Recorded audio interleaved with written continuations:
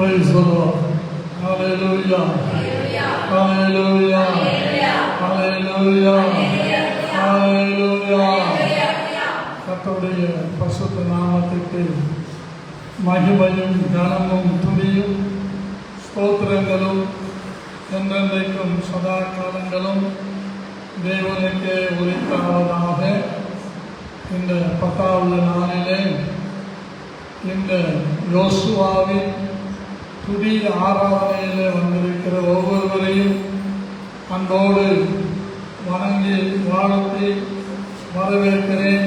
கர்த்தர் உங்களை ஆசீர்வதிப்பாராக. இன்றைக்கு யோசுவாவின் சரித்திர புத்தகம் 7ஆம் அதிகாரம்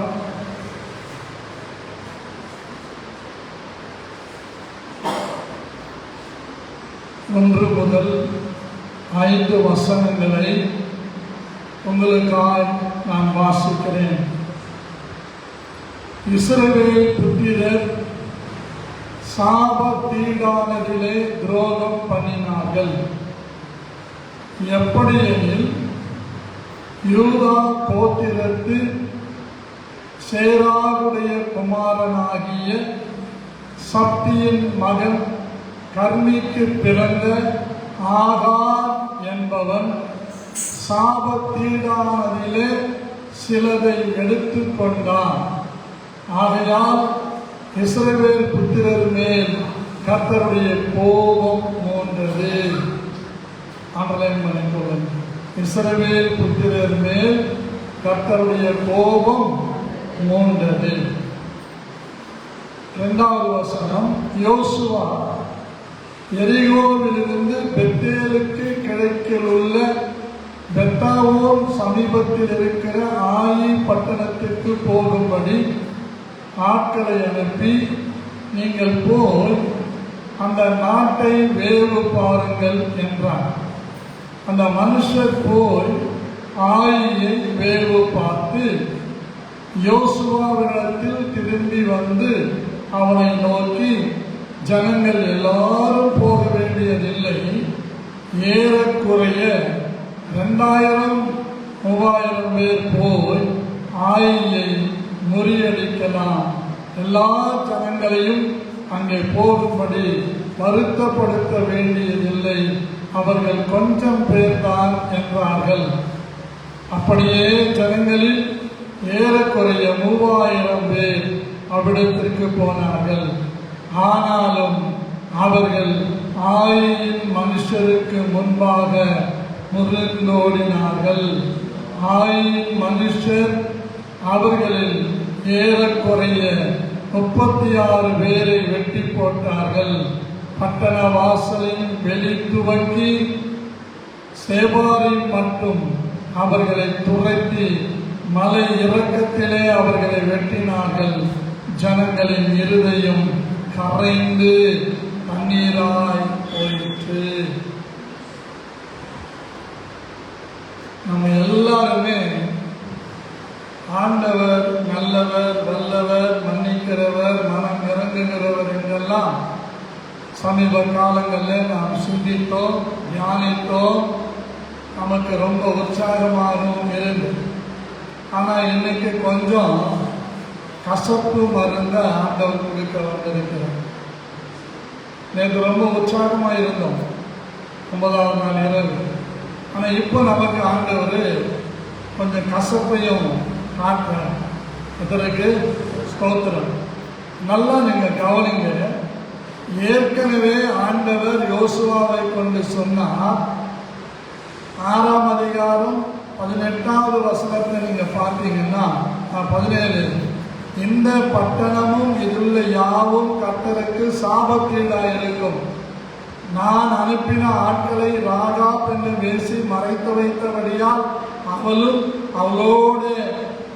அவளோட வீட்டுக்குள் இருக்கிற அனைவரும் மாத்திரம் உயிரோடு இருக்க கடவர்கள்.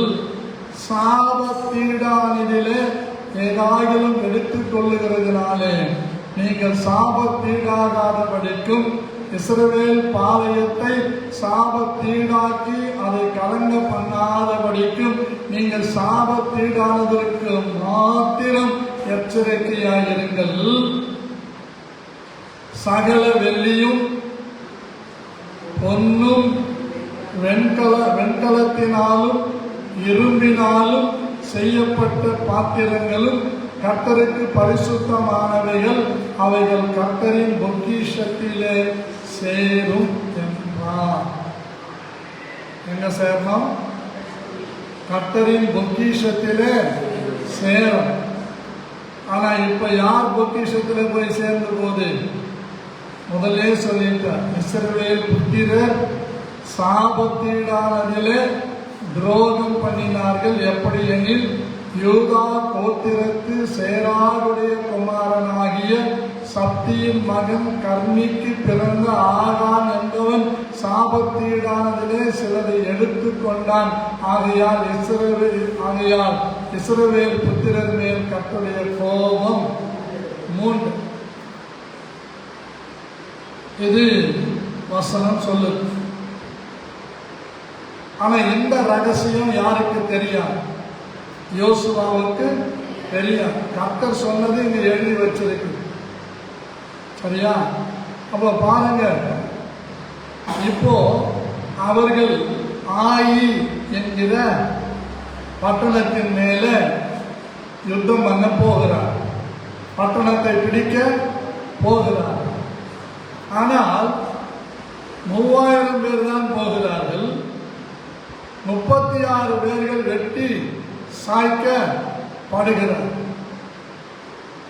முதல்ல ராகா பேசி சொன்னா, உங்கள் நிமித்தம் எங்கள் இருதயம் எல்லாம் கரைந்து போயிருக்கிறது, உங்கள் நிமித்தம் எங்களுக்கு திகில் பிடித்திருக்கிறது.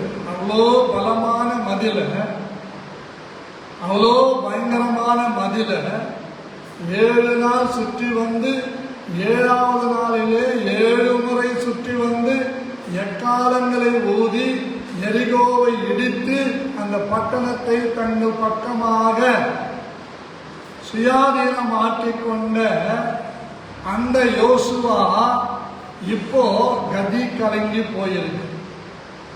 எல்லாருடைய இருதயமும் கரைந்து போயிருக்கிறது. நல்லா புரிஞ்சுக்கங்க. நம்ம வீட்டில் ஒரு நபரு கொலை செஞ்சிட்டார் அப்படின்னா அக்கம் பக்கத்தில் என்ன பேசிக்குவாங்க? அது கொலைகார குடும்பம் தான் சொல்லுவாங்களா? சொல்ல மாட்டாங்க? ஆமா, சொல்லுவாங்க.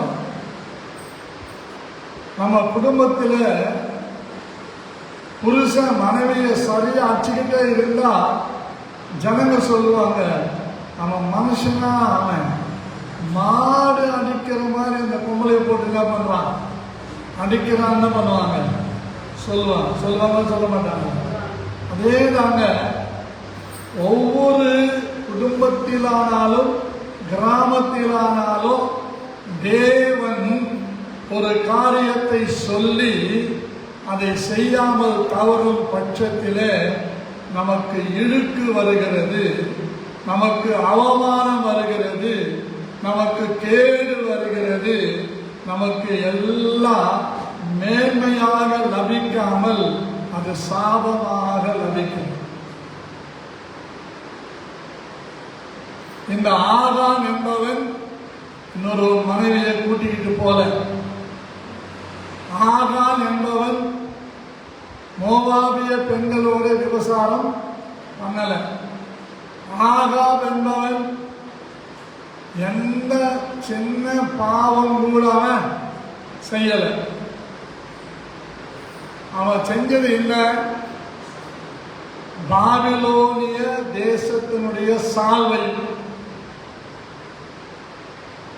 பொன் பாலத்தையும் வெள்ளி பாலத்தையும் எடுத்து அவன் குடும்பம், அவன் வகீரா குடியிருந்த கூடாரத்தில் யாருக்கும் தெரியாம தோண்டினவன் புதைத்து வைத்திருந்த. பாருங்க, அந்த ஒரே ஒரு காரியத்தின் நிமித்தமாய் இதுவரைக்கும் ஓகையும் சீகோனையும் இப்படிப்பட்ட பலமான ராஜாக்களை அழித்த இந்த இஸ்ரவேல் ஜனங்கள் ஒருவரும் அங்கே யுத்தத்திலே சாகடிக்கப்படவில்லை. வனாந்திரத்திலே செத்தவங்க எப்படி செத்தாங்கன்னா வாதையினாலே செத்தாங்க. எதனால செத்தாங்க? வாதையினாலே செத்தாங்க. ஆனா ஒரு எதிரியும் அவன் மேல கை போட தேவன் என்ன பண்ணல, அனுமதிக்கல. இதுதான் நம்முடைய சுதந்திரம், நம்முடைய அத்தாரிட்டி, நம்முடைய அதிகாரம். என்ன தெரியுமா? சத்துரு ஒருவரும் உன்மேல் கை போடுவதில்லை என்பதுதான் நமக்கு அதிகாரம்.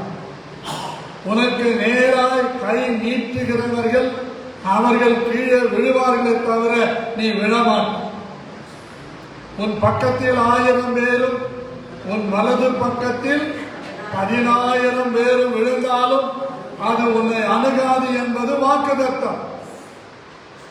நான் என் ஊழிய அனுபவத்தில் 42 வருஷமா முன்னேற ஊழியத்தில் இருக்கிறேன். எவ்வளோ பேர் விழுந்தாங்க. கிராமங்களில் சுவிசேஷம் அறிவிக்க போய் அடிவாங்க.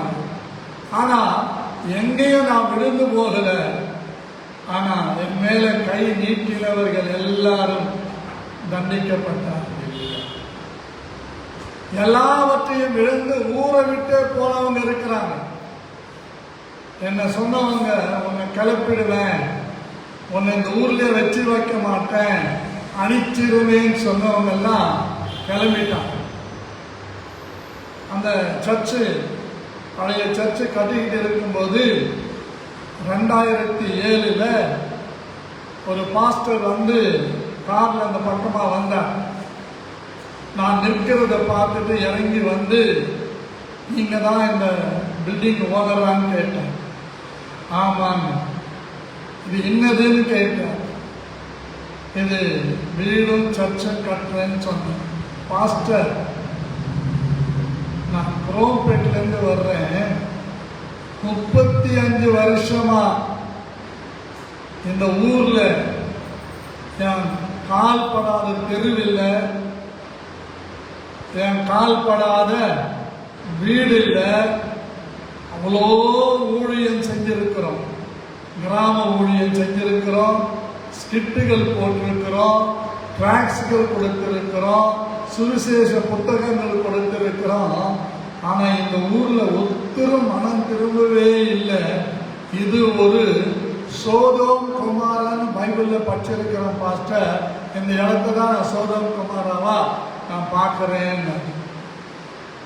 இதற்கு சோதரம் நல்லா நம்ம ரொம்ப யோசிக்கணும். அப்போ நீங்க எப்படி இங்க அப்படின்னு கேட்டார். என் டெஸ்ட்மனி அவருக்கு சொன்னேன், சாட்சியெல்லாம் சொன்னேன். சொல்லிட்டு சொன்னேன், நீங்க ஆளும் வரமாட்டாங்க பாஸ்டர், இதெல்லாம் நடக்காது பாஸ்டர். இந்த இடமே ஒரு சபிக்கப்பட்ட இடம் பாஸ்டர். இந்த இடத்த நீங்க வாங்கினது அங்க NH1லையோ NS2லையோ நீங்க வாங்கியிருந்தீங்கன்னா ஜனங்க நிரம்பி வழிஞ்சிருப்பாங்க பாஸ்டர்.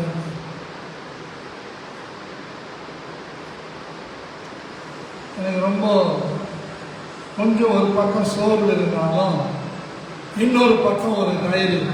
இந்த மாதம் நமக்கு என்ன வாக்கு தத்தமோ அதை அவர்கிட்ட சொன்னேன். என்னை அழைத்தவர் உண்மை உள்ளவர், அப்படியே நடத்துவார் பாஸ்டர். நீங்க பாருங்க, நீங்க மறிக்கிறதுக்குள்ள இந்த கிராமத்தில் ஒரு சபை எழும்பி ஜனங்கள் வருகிறார்னு கேள்விப்பட்டு பிறகுதான் நீங்க என்ன பண்ணுவீங்க, மறுப்பீங்க. சில போன வருஷத்துல நவம்பர் மாசம் நினைக்கிறேன், ஒரு பிரதர் என்கிட்ட வந்து பேசுறார். இங்க வந்தார், என்னை தேடி ஒரு கூட்டத்தில் பேசுவதற்காக கூப்பிட வந்தார். அவர் சொன்னாரு, சோ பாஸ்டர் உங்களுக்கு தெரியுமா? ஆமா, நல்லா தெரியுமே. இந்த இடத்த கூட சோதம் குமாரான்னு பேசினாரு. இந்த இடத்துல ரட்சிக்கவே படமாட்டாங்க, வரமாட்டாங்கன்னு சொன்னாரு. அவர் தானே? ஆமா, அவர் தான் என்கிட்டையும் சொல்லி இருக்கிறாரு. உண்மையாகவே இந்த டைட்டஸ் பாஸ்டர் தேவனால அழைக்கப்பட்டவர், அந்த இடத்துல சபை கட்டி இருக்கிறார். நிறைய ஆத்துமாக்கள் இங்கே போகிறாங்க கேள்விப்பட்டேன்.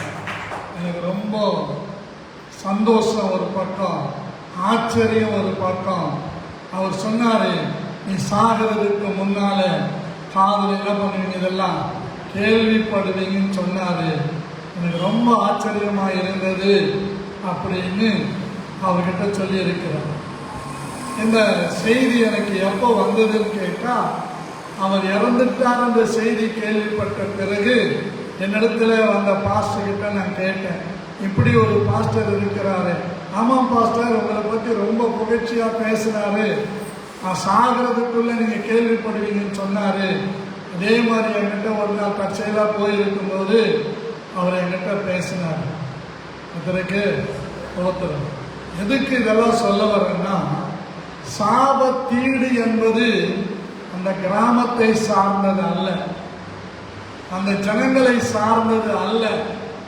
யாரை சார்ந்தது என்று கேட்டால், அங்கே இருக்கிற கிறிஸ்தவருடைய வாழ்க்கையின் சாட்சி முறைகள் ஒழுங்கற்று இருக்குமானால் அதுதான் சாபத்துக்கு அடையாளம்.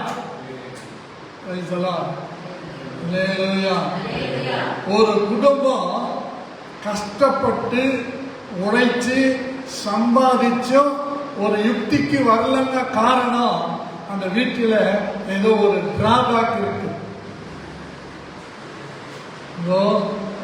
இங்க இருக்கிறீங்களா? எவ்வளவு கஷ்டப்பட்டு சம்பாதிச்சாலும் ஏதோ ஒரு டிராபேக், ஏதோ ஒரு சாபத்தீடு அந்த வீட்டில் இருக்கிறதுனாலதான் அந்த வீட்டினுடைய வளர்ச்சி இல்லை, அந்த வீட்டிலே ஒரு பொருளாதாரம் இல்லை, அந்த வீட்டிலே செழிப்பு இல்லை. அதுதான் நான் தைரியமா சொல்லுவேன். எப்படி சாப்பிடுவீங்க, வீட்டு வாடகையும் கட்டுவீங்க, போக்கும் வரத்துமாவும் இருப்பீங்க. ஏன் நம்ம வீட்டில் ஒரு பாஸ்பரட்டி இல்லை, ஒரு செழிப்பு இல்லை, ஒரு சுகம் இல்லை, ஒரு சமாதானம் இல்லை அப்படின்னு கேட்டா நமக்குள்ள இருக்கிற டிராபேக் தான். டிராபேக்னா புருஷனுக்கு துரோகம் பண்ணிதான் டிராபேக் இல்லை, மனைவிக்கு துரோகம் பண்ணிதான் டிராபேக் இல்லை. டிராபேக் அதாவது ஒரு பெரிய வீழ்ச்சிக்கு காரணம் அது நான் என்கிற உணர்வு ஒரு மனிதன் அடைந்து அதிலிருந்து அவன் சரியாக்கப்பட்டு விட்டால் அந்த வீட்டின் பொருளாதாரத்தில் மிச்சம் இருக்கும், மிச்சம் எடுக்க முடியும், மீதம் எடுக்க முடியும், மீதத்தை வைத்திருக்க முடியும்.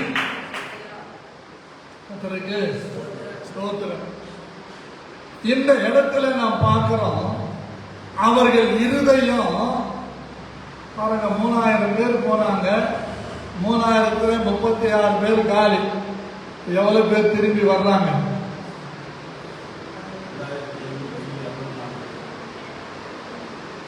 3000 பேர் போனாங்க, 36 பேர் காலி.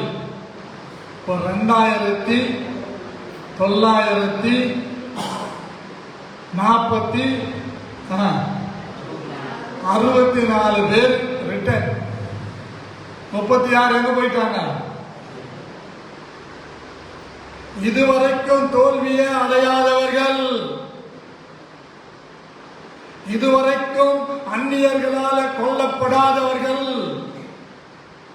இதுவரைக்கும் விருத்த சேதனம் இல்லாதவர்களால டச் பண்ண முடியாதவர்கள் இப்பொழுது மறிக்கிறார்கள் என்றால் காரணம் என்ன? இதுதான் நம்ம யோசிக்கணும். நிறைய பேர் என்ன சொல்லுவாங்கன்னா, எனக்கு அது ரொம்ப ஆச்சரியமா இருக்கும், உன்னால் தாண்டி என் நிலைமை இப்படி,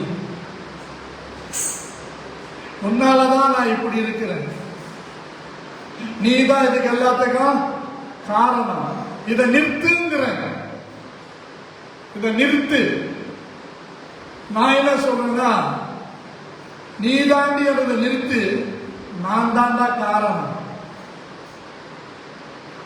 என்னுடைய வீழ்ச்சிக்கு, என் பொருளாதார நஷ்டத்திற்கு, நான் யுக்திக்கு வராமல் இருக்கிறதுக்கு காரணம் யார் என்றால் ஒரு பெண்ணை சாடுவதை விட நான் சரியில்லை என்று எப்பொழுது ஒரு மனுஷன் சொல்லுகிறானோ அப்பொழுது அவன் சீரடைவதற்கு வாய்ப்பு இருக்கிறது.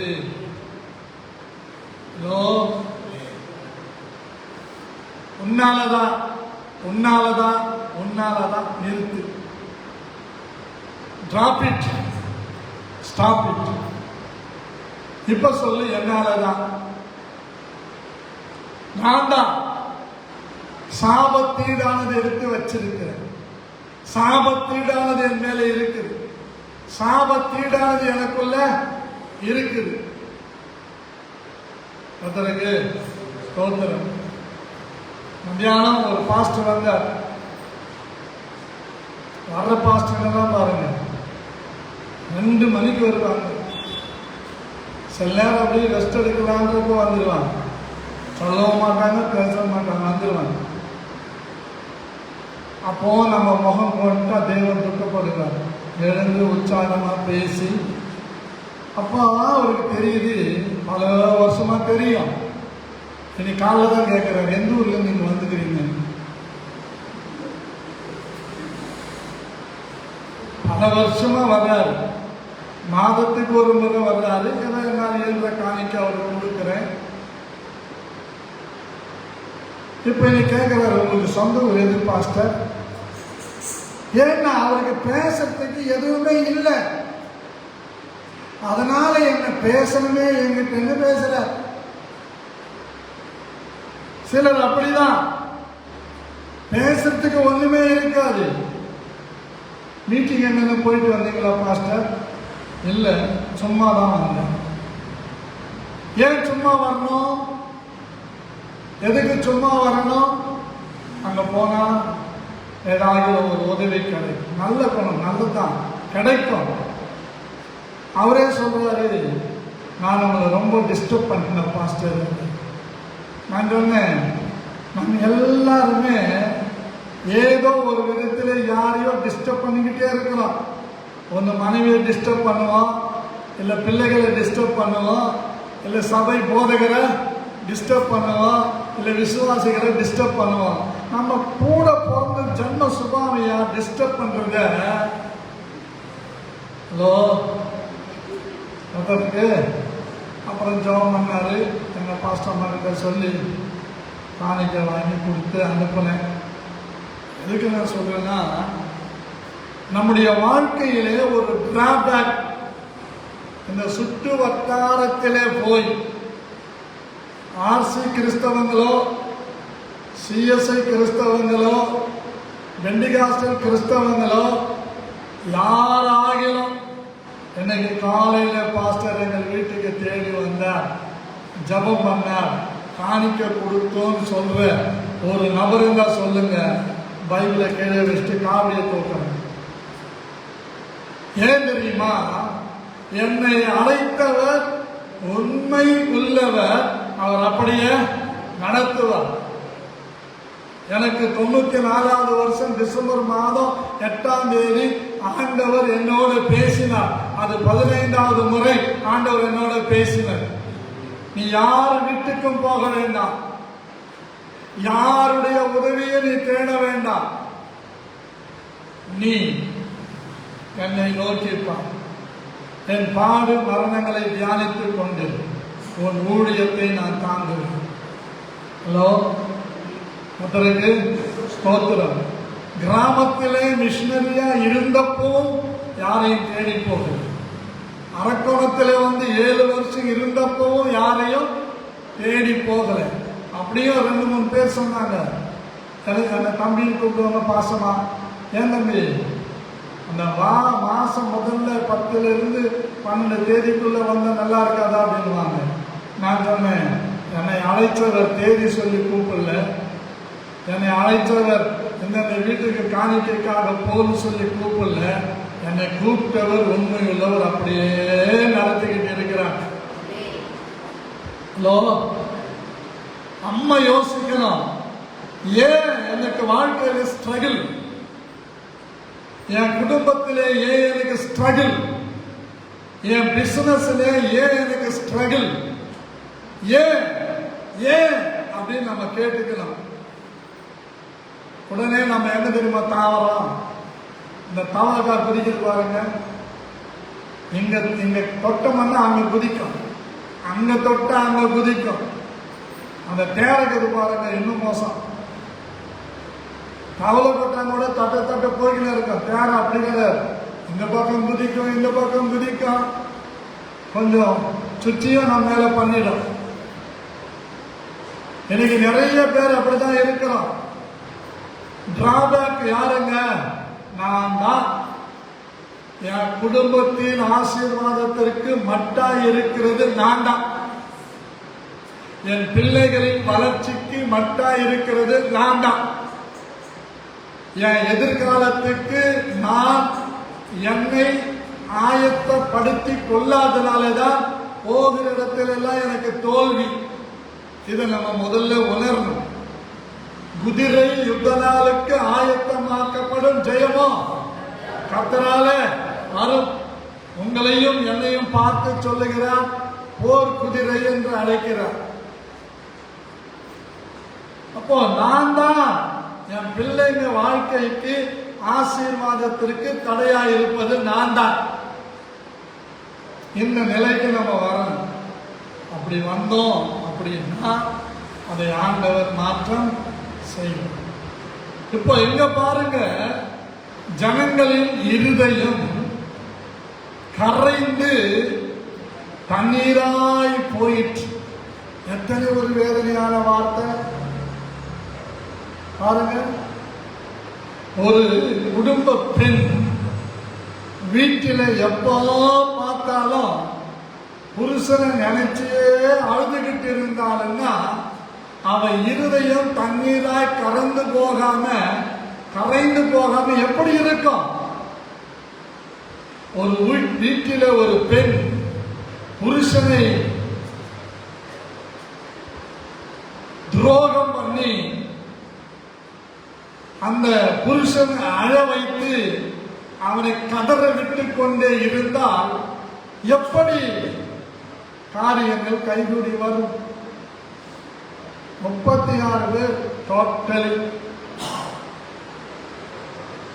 கதம். எவ்வளவு வேதனை பாருங்க. அதே தாங்க நம்ம நினைக்கணும்.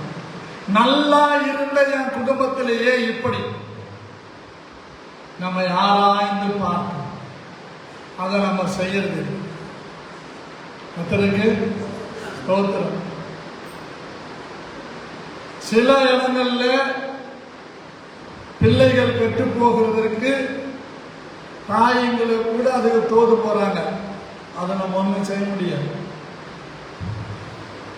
கர்த்தருக்கு ஸ்தோத்திரம். ஆனால் இங்கே நம்ம செய்ய வேண்டிய காரியம் தாவீதை போல நம்மை ஆராய்ந்து பார்க்கணும். கர்த்தருடைய பிள்ளைங்க ஜபத்தில் உட்காரும் போது சங்கீதம் 51 சங்கீதம் 139 நல்லா துதிச்சு பாடி ஆராதித்த பிறகு அதை படிச்சு ஆண்டவருக்கு முன்னால புஸ்தகத்தை திறக்கிறது போல இருதயத்தை என்ன பண்ணணும்? திறக்கணும். அப்படி செய்யும் போது தேவன் நம்மை ஆராய்ந்து பார்ப்பார். தேவனே, நீ என்னை ஆராய்ந்து அறிந்து கொள்ளும். உமக்கு வேதனை உண்டாக்கும் வழிகள் என்னிடத்தில் உண்டோ என்று என்னை ஆராய்ந்து பார். உம்மை வேதனைப்படுத்துகிற வழிகள் என்னிடத்தில் உண்டு, நித்திய வழியில என்னை நடத்தும். தேவனின் ஒருவருக்கு விரோதமாகவே நான் பாவம் செய்தேன். ஆனா இங்க நம்ம பார்க்கிறோம். இப்ப 6வது வசனம் படிக்கிறோம் பாருங்க. இந்த ஜனங்கள் எல்லாம் தண்ணீரை போல கரைந்து போய்விட்டு இருதயங்களோடு இருக்கிறத பார்த்து அவங்களை நடத்துற தலைவருக்கு எப்படி இருக்கும்? நீங்க நம்பினா நம்புங்க, நம்பாகட்டி போங்க. ஒரு விசுவாசி கர்த்தருடைய பார்வைக்கு பிரியமா இல்லாம பாவம் செஞ்சிட்டா எனக்கு தூக்கம் வர மாட்டேங்குதுங்க, சாப்பிட பிடிக்க மாட்டேங்குது, சாப்பிட பிடிக்க மாட்டேங்குது. அவங்களையே யோசிச்சுக்கிட்டு இருக்கிறேன். என் 2 பிள்ளைங்களை விட சபையில் இருக்கிற அவரா வாழ்ந்து கொண்டிருக்கிற அந்த கணவன்மார்களுக்காக, வாலிப பிள்ளைகளுக்காக ஆண்டவர் சமூகத்தில் கதறேன். ஏன் ஆண்டவரை இப்படி வச்சிருக்கிறீங்க? எனக்கு நீங்க சொன்னீங்களே, ஏன் செய்யல? இப்படிதான் ஆண்டவரை கேள்வி கேட்டுக்கொண்டே இருக்கிறேன். நல்லா கவனிங்க பிரியமானவர்களே. இந்த யோசுவா என்ன செய்றார் பாருங்க. யோசுவா தன் வஸ்திரங்களை கிழித்து கொண்டு அவனும் இஸ்ரவேலின் மூப்பரும் சாயங்காலம் மட்டும் கர்த்தரின் பெட்டிக்கு முன்பாக தரையிலே முகம் குப்புற விழுந்து தங்கள் தலைகளின் மேல் புழுதியை போட்டுக் கொண்டு கிடந்தார்கள். மண்ணை வாரி தலைமையில போட்டுக்கிட்டு முகம் குப்புற என்ன பண்ணாங்களாம்? கர்த்தருடைய பெட்டிக்கு முன்னாலே விழுந்துட்டாங்க. இப்ப யோசுவா ஜெபிக்கிறார். யோசுவா, கர்த்தராகிய ஆண்டவரே, எங்களை அழிக்கும்படிக்கு எமோரியர் கைகளில் ஒப்புக் கொடுப்பதற்காகவா தேவரீர் இந்த ஜனத்தை யோர்தானை கடக்க பண்ணினீர்? நாங்கள் யோர்தானுக்கு அப்புறத்தில் மன திருப்தியாக இருந்து விட்டோமானால் நலமாயிருக்கும். நம்மள மாதிரிதான் என்ன, நாங்க திண்டுக்கல்லையே எங்க சொந்த ஊர்லயே இருந்துட்டு இருந்தா நலமாயிருக்கும். எங்க கஷ்டம் வந்த உடனே அதை நினைக்கிறோம். ஆமா, இக்கரையில் இருக்கிற மாட்டுக்கு அக்கறை பச்சையாக தெரியும், அக்கறையில் இருக்கிற மாட்டுக்கு இக்கரை பச்சையாக தெரியும். இருக்கிற இடம் கிக்கரை, இக்கரை அக்கறை. இப்ப நான் சொல்றேன் கிக்கரை, இது நான் சொல்ற பாஷா. இக்கரை அக்கறை சென்ட்ரல் இருக்குது இல்ல, கிக்கரை. கிக்கர் சரியில்லை. வண்டி நல்ல வண்டி தான், பைக் நல்ல பைக்கு தான், எது சரியில்லை? கிக்கரு சரியில்லை. வச்சு வச்சு பார்க்கலாம். அந்த கிக்கர் என்ன பண்ணுது? கீழே போய் மேலே போய் வருது. அது யார் தேவை? மெக்கானிக்கல் தேவை, மெக்கானிசம் தேவை, ரிப்பேர் செய்யப்பட வேண்டும். நான் இருக்கிற இடத்திலேயே என்னை ஆசீர்வதிக்கிற தேவன் என்னுடைய தேவன். நிறைய பேர் சொல்லுவாங்க, இந்த வீடு எங்களுக்கு ஒன்றும் அச்சுதல் இல்லை பாஸ்டர், இந்த வீடு எங்களுக்கு எப்படி இல்லை? ஆமா, ஆண்டவர் சொந்த வீட்டில் இருக்கிறாரு. கஷ்டத்துக்கு மேல கஷ்டம் வந்தா என்னன்னு தெரியல பாஸ்டர், எல்லாரும் சொல்றாங்க வாஸ்து சரியில்லை, வாஸ்து சரியில்லை. இந்த முன்னால போட்ட ரூம நீங்க பின்னால போட்டிருந்தா வாஸ்து. சொல்றேன் அந்த மாதிரி கரெக்டா சொல்றேன். சிலர் சொல்லுவாங்க, இந்த முன்னாடி எப்போ ரூம் போட்டியோ அப்பவே உனக்கு சாபம் சுத்திக்கிச்சு. இப்போ அதுக்காக இந்த ரூம் வச்சுட்டு பின்னாடி ரூம் போட முடியுமா? எங்க ரூமும் முக்கியம் கிடையாது, இருக்கிற இடமும் முக்கியம் கிடையாது, அதுல வாழ்கிற நான் தாங்க முக்கியம். கத்தருக்கு தோத்துறோம்.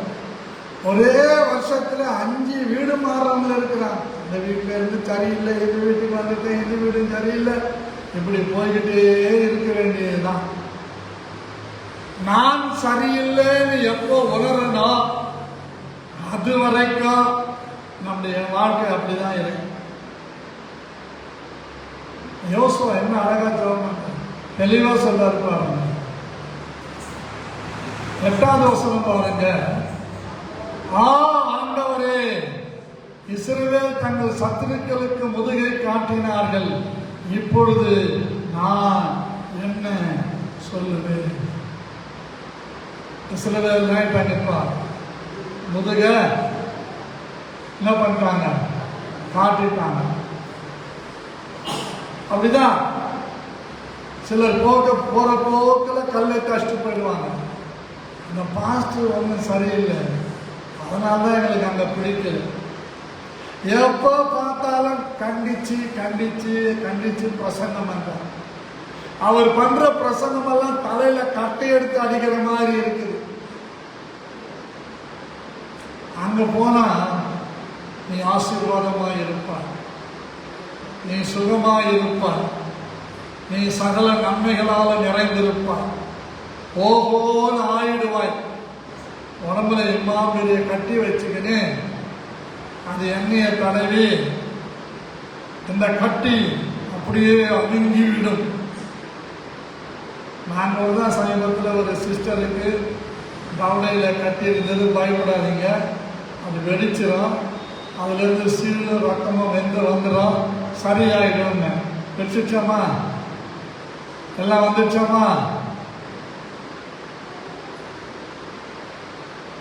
ஆனால் அவங்க இப்போ இங்கே இல்லை.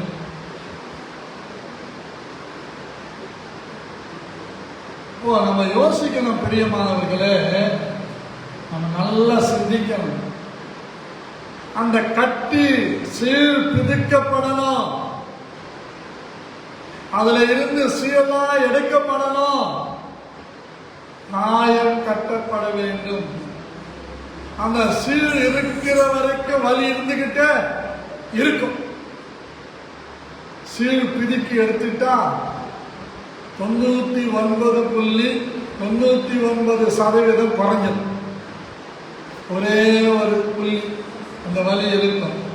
அது ரணத்தை ஆற்றக்கூடிய, காயத்தை ஆற்றக்கூடிய ரண வைத்தியராகி இயேசு கிறிஸ்துவின் ரத்தத்தை சொல்லி அந்த காயத்தின் மேலே எண்ணெயை தடவினால் அல்லது மருந்து தடவினால் காயம் ஆறும்.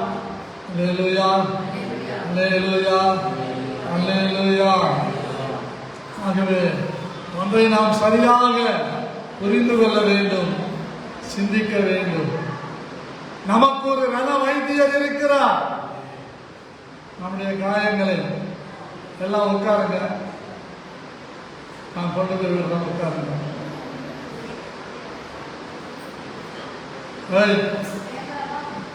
உட்கார், சர்ச்சை காரில் போய் இறங்கலாம். இப்போதான் பஸ் இருக்குது, பஸ் இல்லாத என்ன பண்ணிட்டு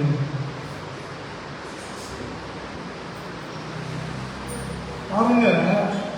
யோசுவா எவ்வளவு வேதனைப்படுறாரு பாருங்க.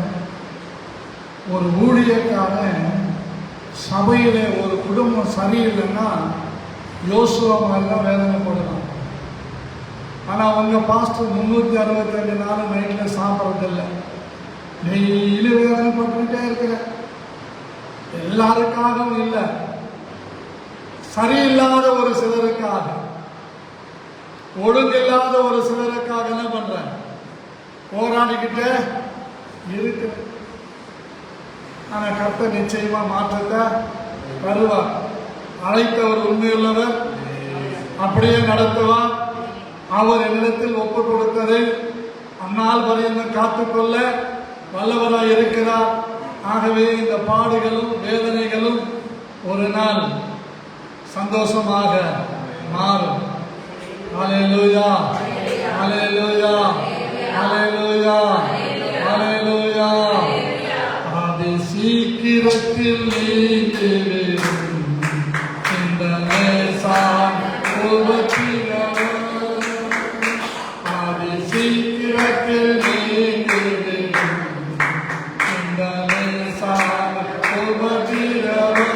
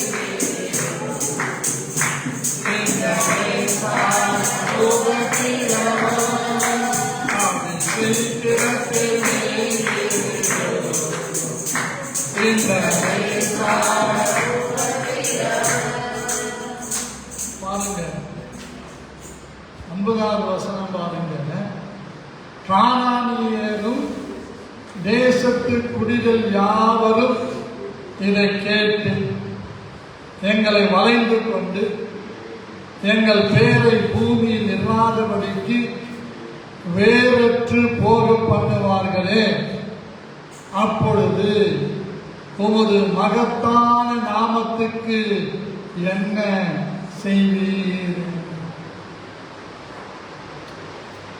எதனால வந்ததுன்னு மேற்று யாருக்கு தெரியல, யோசுவாவுக்கு தெரியல. ஆனா இப்ப யாருக்கு காரியத்தை சொல்றாரு? இங்க இருக்கிற கானான் தேசத்து குடிகள் எல்லாம் கேள்விப்பட்டாங்கன்னா எங்க மேல யுத்தத்துக்கு வந்து எங்கள் பேரை பூமியில ஏதாவது என்ன பண்ணுவாங்க, அடிச்சிடுவாங்கல்ல. 36 பேரை அந்த சின்ன பட்டணம், அந்த சின்ன நகராட்சி போட்டு தள்ளிட்டாங்களே. அப்ப நம்ம போய் இவ்வளவு பெரிய பட்டணம், எவ்வளவு பெரிய சிட்டி, நம்ம போய் அவங்கள போட்டு தள்ளலான்னு வந்து எங்களை போட்டு தள்ளிடுவாங்களே, எங்களை எகிப்திலிருந்து கொண்டு வந்தீங்களே, உங்க நாமத்துக்கு என்ன செய்வீங்கன்னு கதறான். உங்க நாமத்துக்கு என்ன செய்வீங்க? இது எதனால வந்ததுன்னு இன்னும் அவனுக்கு வெளிப்பாடு கிடைக்கல, ரெவலேஷன் கிடைக்கல. நம்ம கூட சில நேரத்தில் உடனடியா வெளிப்பாடு கிடைக்காது. நம்ம சொல்லுவோம், ஆண்டவரே நீங்க என் கூட இருந்ததெல்லாம் நடக்குமா? ஆண்டவர் எங்களோடு இருந்ததெல்லாம் நடக்குமா? ஆண்டவர் எங்களோடு இருந்தோம், எங்களுக்கு ஏன் பாஸ்டர் இப்படி நடக்குது? ஆண்டவர் எங்களோடு தான் இருக்கிறாரு, ஏன் நடக்குதுன்னு என்ன கேட்கக்கூடாது, உங்களை நீங்களே கேட்கணும். என் புருஷன் ஏன் ஆண்டவரை இப்படி இருக்கிறார் ஆண்டவர் கேட்காத, உன் புருஷன் ஏன் அப்படி இருக்கிறாருன்னு உன் புருஷனை ஒப்பு கொடுத்து